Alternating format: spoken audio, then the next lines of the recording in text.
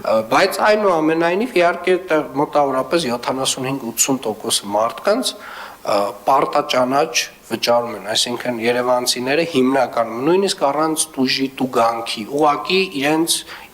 իրավագիտակցությունը իրենց թույլ չի տալիս այդ չվճարել եւ այդ process-ին միանալ եւ ես շատ շնորհակալ եմ մարդկանց իրապես հասկանալու թե Երևանի քաղաքապետարանը ինչ է անում եւ այնուամենայնիվ մի արձանագրում պետք է անենք բոլոր այն կոչերը որոնք որ միտված էին նրան որ Երևանի քաղաքապետարանի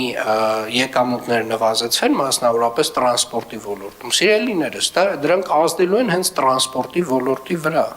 Առաջին հերթին եւ օրինակի համար եթե այսօր մոտավորապես 2.7% ունենք մենք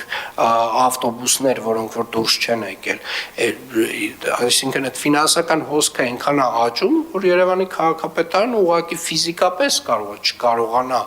անընդհատ այս ծավալը սպասարկի եւ հետեւապես կրկին անգամ եւ ուզում եմ հատուկ շեշտել եւ այստեղ որևէ տենց երկրորդ կարծիք չկա այո պետք է լինի տուգանք